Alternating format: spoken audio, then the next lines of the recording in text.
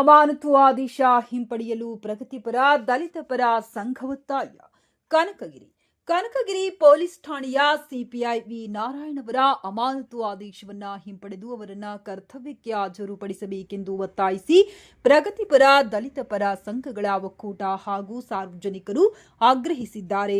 ಈ ಕುರಿತು ಬಳ್ಳಾರಿ ವೃತ್ತದ ಬಿಜೆಪಿ ಪೊಲೀಸ್ ಅಧಿಕಾರಿಗಳಿಗೆ ಕನಕಗಿರಿ ತಹಶೀಲ್ದಾರ್ ಮೂಲಕ ಮನವಿ ಸಲ್ಲಿಸಿರುವ ಸಂಘಟನೆಗಳು ಸಿಪಿಐ ವಿ ನಾರಾಯಣ್ ಅವರು ಅತ್ಯಂತ ಪ್ರಾಮಾಣಿಕ, ನಿಷ್ಠಾವಂತ ಹಾಗೂ ಜನಪರ ಅಧಿಕಾರಿಯಾಗಿ ಕಾರ್ಯನಿರ್ವಹಿಸುತ್ತಿದ್ದರು ಎಂದು ದಲಿತ ಪರ ಸಂಘಟನೆ ತಿಳಿಸಿದ್ದಾರೆ. ಅಧಿಕಾರ ವಹಿಸಿಕೊಂಡ ಕೇವಲ 6 ತಿಂಗಳ ಅವಧಿಯಲ್ಲಿ ಹಲವು ಜಟಿಲ ಪ್ರಕರಣಗಳನ್ನು ಶೀಘ್ರವಾಗಿ ಭೇದಿಸಿ ಸಂತ್ರಸ್ತರಿಗೆ ನ್ಯಾಯ ಒದಗಿಸಿದ್ದಾರೆ ಎಂದು ಮನವಿಯಲ್ಲಿ ಉಲ್ಲೇಖಿಸಲಾಗಿದೆ.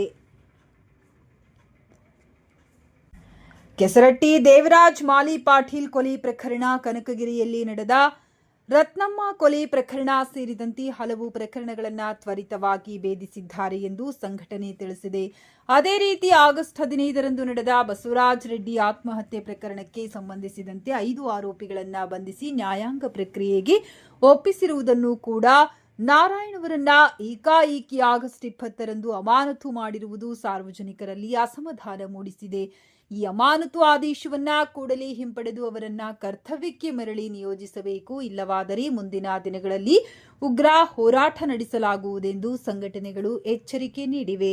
ಈ ಸಂದರ್ಭದಲ್ಲಿ ಪಾಮಣ್ಣ ಅಳಗಿನೂರ್, ರವಿ ಭಜಂತ್ರಿ, ಸಣ್ಣದುರ್ಗಪ್ಪ, ತಿಪ್ಪಣ್ಣ, ಶಿವಕುಮಾರ್, ಉಮೇಶ್ ಮ್ಯಾಗಡಿ, ಹನುಮಂತ, ಬಸರಿಗಿಡದ್, ವೆಂಕಟೇಶ್, ಸುಭಾಷ್, ಕನಕಪ್ಪ, ಮ್ಯಾಗೇಡಿ, ಹುಲಗಪ್ಪ, ಪೂಜಾರ್, ಅಣ್ಣಪ್ಪ ಹಾಗೂ ಶಾಲಾ ವಿದ್ಯಾರ್ಥಿಗಳು ಹಾಗೂ ಕನಕಗಿರಿ ಪಟ್ಟಣದ ಅನೇಕ ಜನರು ಉಪಸ್ಥಿತರಿದ್ದರು.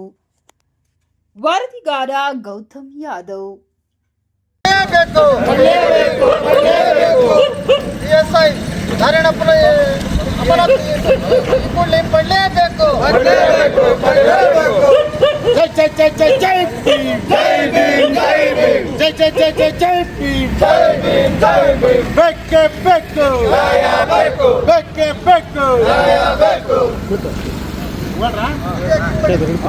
ಅಮರತಾ